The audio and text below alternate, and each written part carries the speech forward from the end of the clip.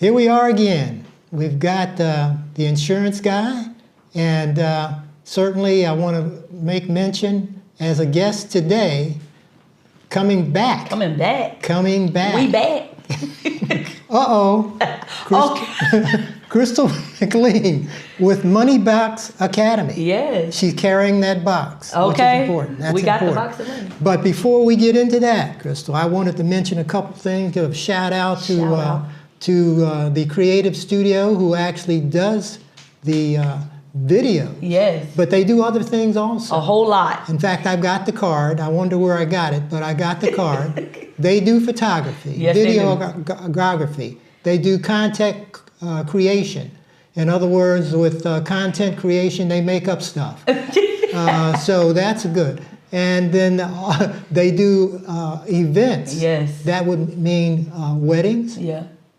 All the things. Do they do divorces also? I'm wondering. I'm sure they do divorce parties. Okay. Yeah. Management and decor. Yes.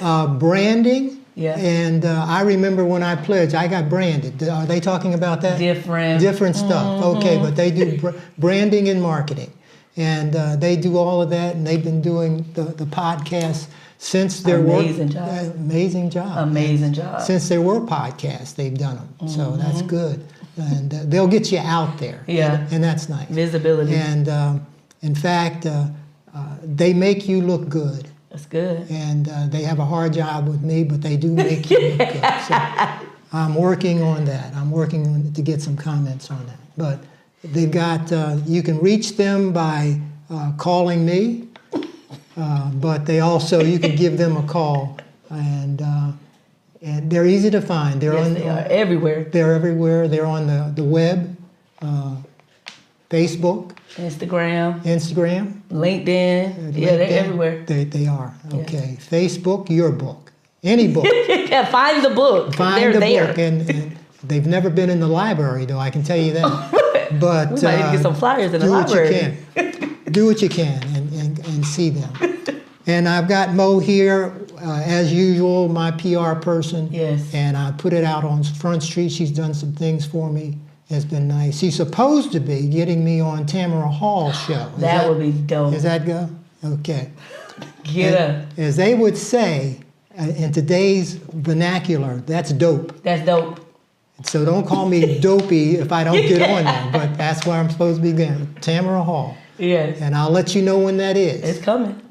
And I suppose when I go, I have to take the creative studio with me. Yeah. So that's a big plug. At any rate. But so, what thank you. That was a kind of lengthy introduction, but certainly we're going to talk about money today. We're going to talk about money. We are going to talk about money.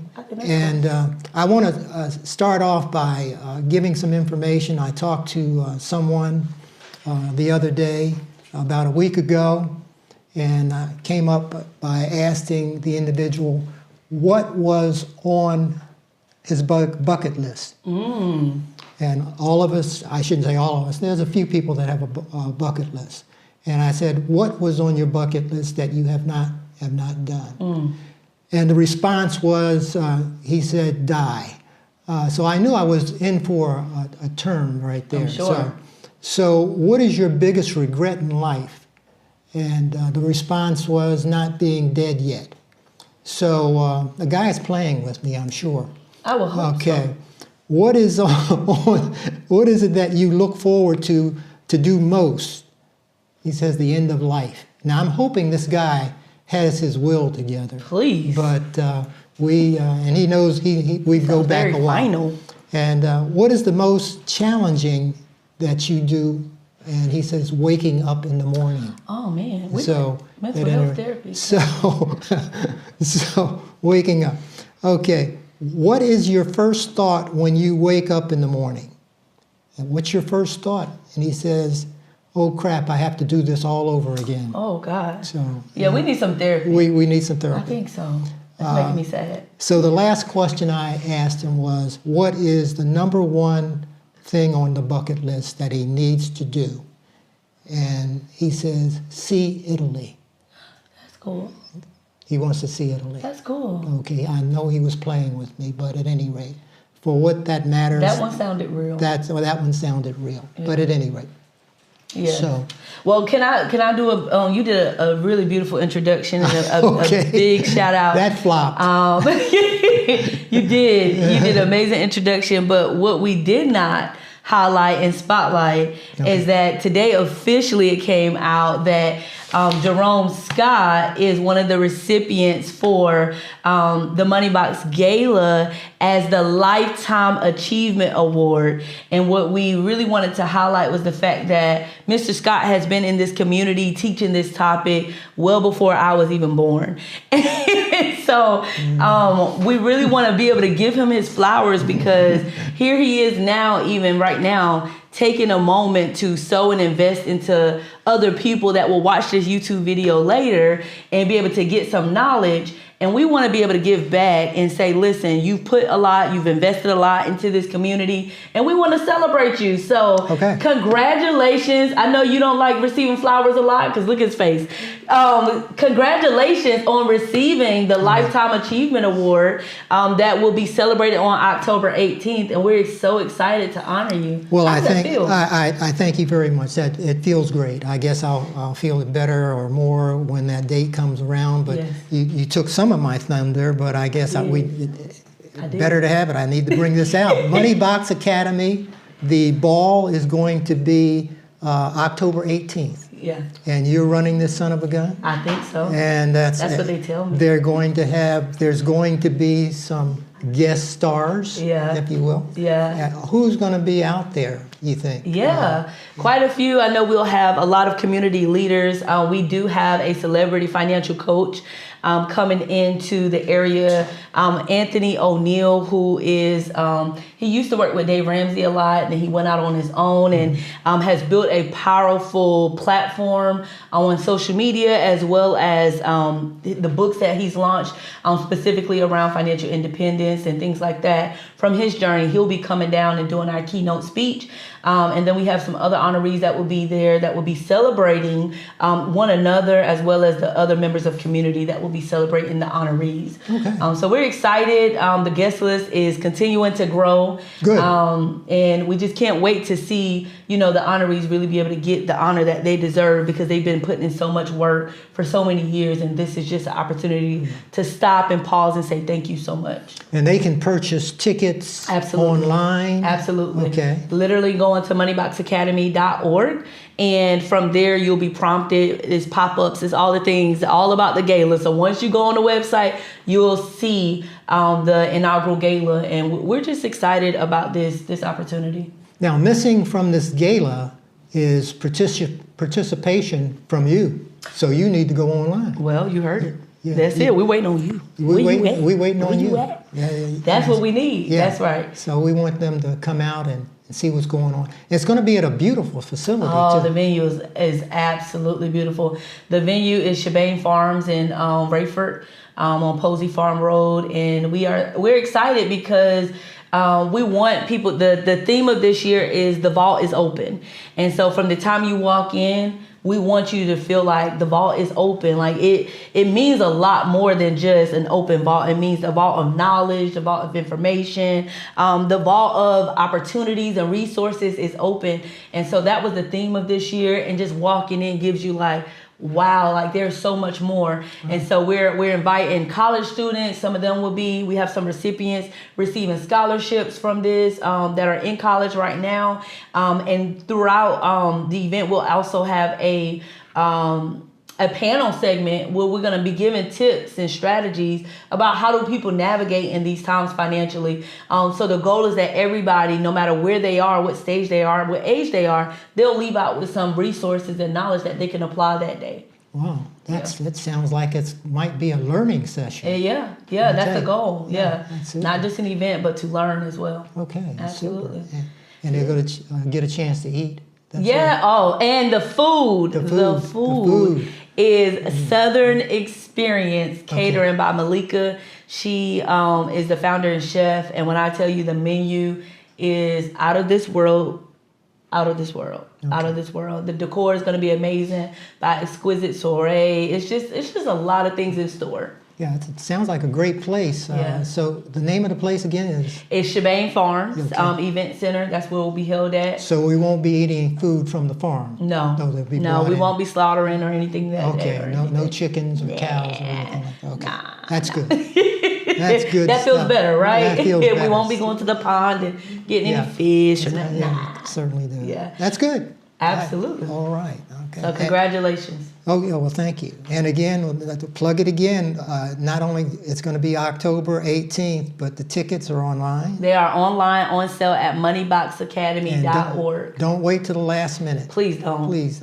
And we Yeah. also want to shout out the fact that Jerome Scott, the insurance guy, is a sponsor of this gala. So that was a big deal because it not only shows that he is invested by pouring in knowledge, and we were already honoring him before we received the sponsorship for anybody that think otherwise. But the point I'm making here is that you can tell that he's invested in the community just by what he does. So he's not just a man of words, he is a man of action, and he is a sponsor. So we just wanted to also shout out the Insurance Center. All right. Yeah. Well, thank you. Appreciate Absolutely. it. Appreciate it. As since you were on, seemed like way back, but it's just been recently. Yeah. It has been. Has anything happened that sticks out in your mind that Yeah. that's happened to you? Well, happened to me,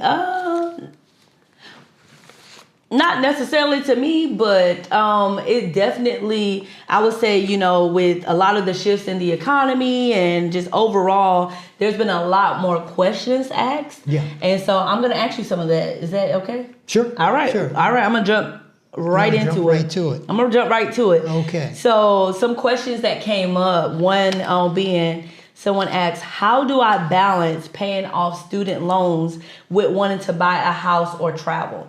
So they have a student loan balance and they're wanting to buy a house and travel. Like, how would you recommend that they would balance this? Oh, boy. Okay. Well, of course, we want to make sure that that individual is on some type of, unfortunate word to use is budget. Oh, yeah, I heard the B word. Yeah, you got that. I think certainly that's a part of it. We need to know what we're up against. Let's come up with some figures. Let's find out what that is for each of those things, if you will. And I'm not saying we're going to tackle it all at once, but the point is let's find out what we're up against by looking at some data, if you will. And it gets to that bad word, which is budget. And of course, a lot of people don't budget because they feel it's restrictive. Yep. And that they just don't want to adhere to that.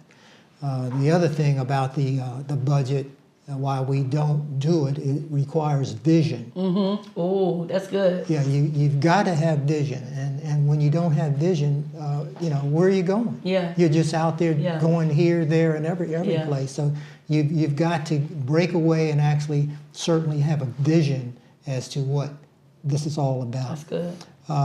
The other thing that a budget's going to do, it's going to, because of what you just asked about what this person's going to do, it forces them to face reality. Yeah. Where the heck am I? Yeah. Currently, right Currently now.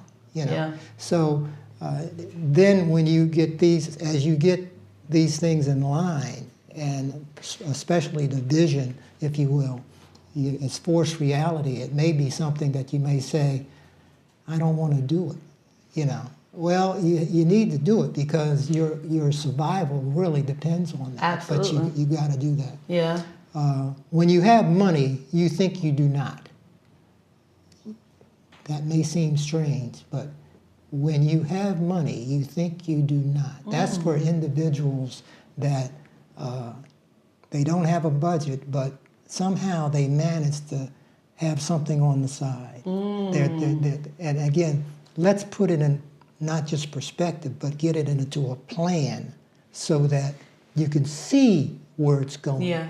And and it's interesting when I said that, but also what people tend to do. Have you noticed when something comes up and all of a sudden you find the money? I'm telling you, I'm glad you said that. Yeah, all of a sudden. All of a sudden.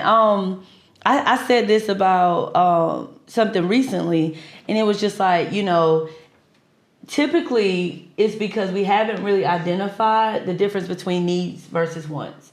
And so when it comes to something that we want, to your point, we immediately find the money. But when it's sometimes attributed to something we need, or it's more so long term, or whatever the case is, it follows those values and those goals, we start to say, I can do it later. Yeah. I don't have it right now. But then when it's something we want, if it's a brunch date with the girls, or if it's a trip, it's a cruise or something, we find that money. Yeah. Yeah, it's all of a sudden, it just pops up. Pops up. It's amazing how that happens. Yeah. And the other response we get about budgets to me never work. And that's what's said. Yeah. Well, you've been in this for a while. I'm sure you've seen that there are all types of budgets. Absolutely. So what you need to do is find one that's going to work. Absolutely. I know just hearing the different budget styles. So there's like the 80-20 method. There's the 50-30-20 method. There's the zero-based budget method, which is the one I follow and I love because that method really follows the format of every dollar has a job. So that's the zero-based budget. But the point you're making here is that it really doesn't matter which budget you use. It's the fact that you are using one. And I like when you brought up vision, because it's almost like going on a trip to a place you've never been, right? And you don't, back in the day they used to have MapQuest. So we used to have to print I don't know. That was back in my day. So I don't know back in y'all day. Y'all had to map out directions. But today we have technology, and in that regard, before we get in that car, before we get on that highway, we typically will go to the GPS, type in the address, and it would help us to navigate. And so that's how I look at budgets, is that when you said vision, we're saying, okay, this is the destination. And in order to get to that destination, this budget, this roadmap is what helps us get there the best and safest way possible according to our vision and our plan. And so I love to use the thought process of the GPS, because it is that avenue to be able to get to the destination you desire. Crystal really breaks it down. She makes it plain. And she says things that are doable. And I think certainly most people, I say most people, would be comfortable with you, because some people need to be called a knucklehead. Yeah. And that's where I sit. That's why I don't get many people. I just tell it like it is. How do you expect that to work? You're crazy, But Crystal really makes it plain, and she does it in a nice way, and she's to be appreciated. Yeah, she really is. And honestly, the reason why I think I break it down that way is because there was a season where I struggled with these thoughts. You were a knucklehead. I was a knucklehead. So I would be one that you would have called a knucklehead in the previous season. And so because I joined all fellow knuckleheads, I recognized that it was really, again, it was because I was never taught it. And so I empathize and sympathize with people that are like, this doesn't make sense to me, or how do I create a budget? How do I make the math start mathing? And how do I get all these numbers together? I understand that because it was not something that was common knowledge. And it was also something that was, again, which is why we advocate. It wasn't something that was taught in the school system. Yeah. And for some communities, it wasn't taught in the household. So then where do you learn it? Yeah. Are you finding today, have things changed? I just want, because we're a different generation somewhat, but have things changed? I will say information, the accessibility of information has changed a lot drastically. Right. Whereas, you would have to go to a library, maybe look at some books, or now everything is here. Now that's a good and a bad, because then you have bad information that's taught here. I've seen so many people that ask about TikTok questions or trends that they hear, and they're like, oh, I want to try that out. And it's just like, that doesn't even make sense. So the accessibility has changed, but the methodology hasn't. So in your generation, the same thing of budgeting out, whereas someone would probably sit at the kitchen table with their cup of coffee and their notebook, and balance out the numbers, that hasn't changed because it still works, whether you do it that way or in a spreadsheet form. Right. But it's just now there is so much information, and there is a thing of information overload. Yeah. Where people just don't know, well, which information do I utilize? Right. I think that's what I've seen change. Yeah. Yeah, that's good. That's Yeah. good. So we got more questions. That wasn't it. Oh, okay. You thought that was it. We got more Okay, questions. yeah. Okay, good. So another question that was being asked was, now this is a good one. The others were bad. So this is a good one. Okay. I got you. No, I'm not saying. All right. So how do I manage lifestyle inflation when I start making more money? So the fact that we're in an inflation environment and, cost of everything has gone up, when I start making more money, how do I manage that? Well, first of all, we're going to certainly say a word to the Father for an increase. Yes, and make sure you give your 10%. Absolutely, tithing. Tithing, you need to do that because it needs to keep coming in. Absolutely. And right away, you really need to put some of that aside. In fact, I tend to, when I counsel individuals and they come up with that, extra money and so forth, I just tell them, just accept the money, put it away, pretend you didn't get it. I say the same thing. Act like you never received it. Act like you never received it. And from that standpoint, you don't inflate, if you will, I can use that terminology, your living and your lifestyle. Yep. So don't even use it. Don't even use it. Now, okay, if I have to acquiesce, maybe you might want to use maybe 10% of it for someplace, but you need to put some of it aside. And we tend to just want to just go ahead and do everything, and you really shouldn't. And I'll tell you why you shouldn't. At least one of the reasons that's come up, and people don't talk about it now, and that is, do you realize? There's a question. Do you realize the Social Security system runs out of money in the year 2034? Runs out of money. That may sound dramatic. Certainly it is dramatic. That means you would not be getting a Social Security check. But it's running out of money, and I'm not going to say it's completely empty. And what it is your benefits are going to decrease by about 18, 19, 20%. Let's use 20%.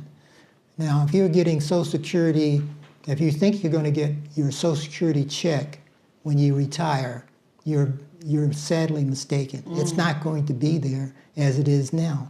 And if we don't correct the system, it's going to dwindle to nothing. So it will be nothing. Yeah. So what are we to do? Well, it comes up with this whole point now, budgeting, really get into setting aside money for yourself and putting it in a vehicle that's going to make you money. What if somebody say, because that's a really good point, like proactively knowing that there may be a decrease in anticipated income in my future. Yeah. With that proactivity, like what if I do want to prepare for that, but what if somebody is saying, they're watching right now, I'm barely making it as it is, so how am I going to be able to, because I've heard that said a lot, how am I going to be able to save money when I'm barely living as it is with everything, cost of everything going up and all of that? Well, again, good question, but the response would be, you're living now.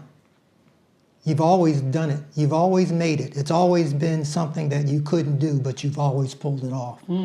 So that means really certainly to sit down with someone like Crystal and actually put those records together. And I'm pretty sure, I'll go out on a limb and say that I'm probably really sure that when you sit down with someone that is very candid about what they do, you find the money. Oh, man. You find the money. Yeah, the money's there. The money's been there. Yeah. And of course they could come back, no, it's not.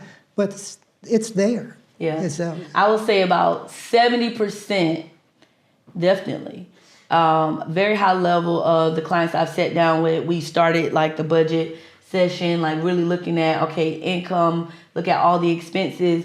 What I realized that the clients didn't realize until after the fact is that I'm eating my money. And that sounds crazy, but really when you look at I look at the DoorDashes and the Grubhubs, and I look at the restaurant purchases and the Amazons and all these things, the money has been there. Yeah. And when you recognize, like I say, if we add up those transactions and we just highlighted them all, most of the times it's $300-$400 and upwards, sometimes $700 that's just been eaten. Mm-hmm. And so if we know that, then we know there is money that exists. It's just that I'm squandering it or utilizing it in a way that doesn't fully align with the goals that I said. Yeah, entertainment. People think that shouldn't be in there because you're going out, but you're going out to eat. But the point is, should you be eating out? Yeah. And that's why I always say you got to know the season you're in, because if you don't acknowledge that, okay, for instance, when we were really like serious about our debt-free journey, right? And I'm like, we had just got my car, and I was like, I don't like a car payment. I want this car paid off. And so when I said we went on a red beans and rice diet, I pretty much mean like, it was like, we're not doing team extra nothing. Like, we are going to get these, because we was pretty much paying out almost $1,900 a month and just to pay off, like accelerate that. And we paid off from a 72-month car loan to we paid it off in less than 18 months. That's how serious I was about this car. And so on that journey, I had to recognize, as well as my husband, what season we were in. So my mom was asking, like, you're not going on a cruise with us, or, we're going to the family trip on this. And I'm like, no, right now we're not going. We're in a season where we're trying to be debt free. Right. And if you acknowledge that the season I'm in, I may not be able to go out with everybody. I may not be able to, have all these excursions or go on all these trips, but I'm living like what they say, live like nobody will, so you can live like nobody can, or something like that. I am literally saying no to myself in this season so I can say yes to myself in another season. Yeah, that next season kind of sneaks up on you. And it does. It comes up, and what I'm talking about now, of course, the idea in the future, you want to make sure that you're able to live. If, let's say, Social Security is going to be there. Mm-hmm. I'm going to make a positive statement. It's going to be there. But can you see yourself living on that Social Security check? And maybe you don't have to go far. Look at mom and dad. Yeah. Are they living well on Social Security? Right. It's eye-opening. Yeah. So what are you going to do about that? So that's something important you really need to look at, because somehow when you're doing this and when you get to that mode, if you will, there's going to be a need for supplemental income. Yeah. And that supplemental income comes from things that you have already done. Yeah, invested. Already absolutely done. Yeah, I will say when I was in my investment banker years, that was the biggest thing I saw, was a lot of people, their only retirement was Social Security benefit. And what we found in that journey is that they ended up going back to work. And so they, you notice like the greeters at the Walmarts and the Lowe's and the Home Depots, it wasn't because they wanted to go back to work. It was literally because they had no other choice to maintain the bills and expenses they had with just on that fixed income of Social Security. Do they still have the greeters? Yes. They get discounts. Do they? I don't know. Okay, because I was about to say, look, you that might need not to go. be a bad thing. I don't know. It might not be bad. Yeah. But that's unfortunate. Yeah, it is. It is unfortunate. It hits a lot of people because of that lack of planning and being proactive. So I'm really glad you brought that out. I'm gonna bring one more question out to you. Yeah. So this question said, I'm getting married soon. What financial conversations should we have before tying the knot? Okay. Get married. Get married. I'm getting married. Financial conversations we should have. All right. And how long have they been going out together? Let's just say they've been going out for about 3 years. 3 years? Let's just say. And they've done their due diligence. And they are, they are on this journey of like we're engaged now. And now while we're in our engagement, what conversations should we be having and leading to marriage before we tie the knot? What would you say to them? Well, of course, knowing that they've been together for 3 years, that says something. That does. It really does, because some people get together, they so-called fall in love, 6 months, they're ready to go. Yeah. You know, and that's not very good. But at any rate, that does happen. But certainly we need to come together. It's in a room with the lights on. Lights on. Lights on. Papers out. Pens out. Paper and pens, and actually be very honest. Yeah. Bring your bills. Bring your bills. Bring everything that you have as it relates to that. And bring your monies. That's important. So if you're going to do all of this, really, things must be serious, because I'm saying I need to see everything that you see that you have hidden from me. So we can't hide no more. Can't hide it. Okay. Can't hide it. And the other thing that I bring up, and I've said it before, again, this falls, I think, in the same line, but at that point, or when you make that commitment, there needs to be one checkbook. You can't have a checkbook. Maybe that's too strong of a word, but that money is one pile. And you'll find that when it's in one pile, for some reason, it grows even faster. Yeah. If you have a plan, because I've seen the opposite side of that too. Yeah. Yeah. You gotta have a plan. But again, getting back to the question, put it all together. Let's find out what you've got. And then let's find out what it's going to take for you to dig out and what's it going to take for her to dig out. And at that point, once you find that out, maybe the wedding's over. It's over. Oh, God, yeah. I mean, listen. It may not happen. Y'all get some real marriage advice right now. I tell you, it may not happen. Maybe you weren't meant to be together. It's a real thing. Yeah. And here's the thing. I think when you get into conversation, because what I have seen, and I know you've definitely seen it, is that oftentimes people shy away from this conversation when they're getting engaged or they're transitioning to marriage, and it can be really dangerous. Oh, it is. Because you don't know. Yeah. You know, we've seen some, the Real Housewives situation where, certain people didn't know what the spouse had going on the side, and it turned out to be a really big illegal thing or whatever. And so being able to kind of sit at a table and lay everything out and say, okay, this is what I got now. Listen, this is all of my debt. Right. As well as all of my assets. Right. And then if you are considering, like, I got a lot of assets and I'm considering a prenup, then that's the time to have that conversation. But ultimately, what I see dangerously is that a lot of times the conversation does not come up enough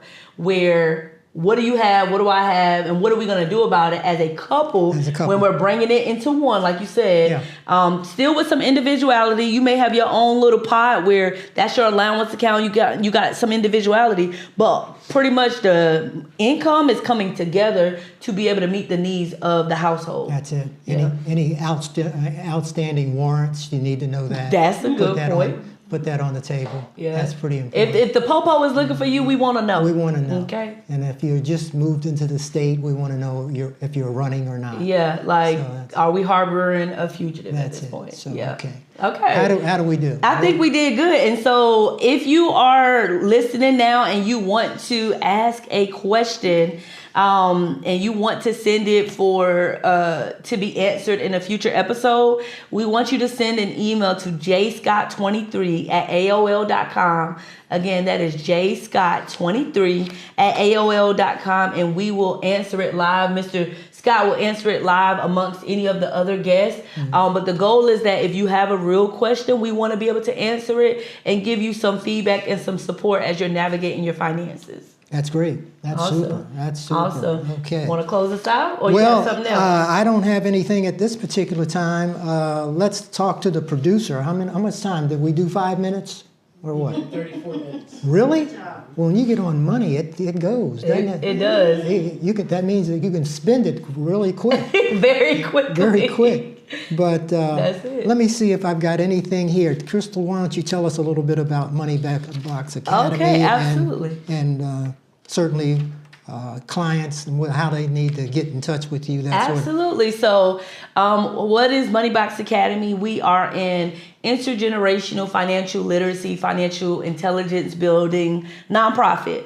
Our ultimate goal is to make sure, as young as kindergarten, going all the way up to our seniors and our elders, extending out to entrepreneurs, veterans, active duty, as well as justice involved individuals. So these are people that are getting out of prison and they are looking at really being able to, get integrated into society, especially when it comes to their finances. We do a lot of programming for college and high school students. And our goal is that everyone knows what they need to do, whatever stage they are in their finances. So to give those resources, the knowledge, and the tips to make sure you're able to grow your wealth and financial journey. So to reach out to us, we're on every major platform at Moneybox Academy, Moneybox Academy nonprofit, as well as you can go to our website for more information about the different programs we have, which is www.moneyboxacademy.org. Super, great. Absolutely. We know one thing that is true all day long. Okay. What we want in life, has a price. Can you write the check? That's good. Thank you for tuning in today, and I want to thank Crystal for coming by. Thank you for the opportunity. And sharing. Absolutely. And don't forget about please don't forget about the event that's going to be October 18th, and it's a gala. Formal, wear your glad rags. And that means put a tie on, I guess, and a nice dress. Exactly. Moneybox Academy, and we're going to have some pretty nice people out there giving out some great information. Absolutely. And it should be a lot of fun. Yeah. In fact, I know it's going to be a lot of fun. So come out there and mingle. And bring some money because you don't. It's a fundraiser. It's it's a fundraiser. And bring some money, and you'll have a ball. You really will. I agree. But again, thanks for tuning in. We'll see you again. I don't know when, but when we do, we'll say, I remember when. Thank you. Out.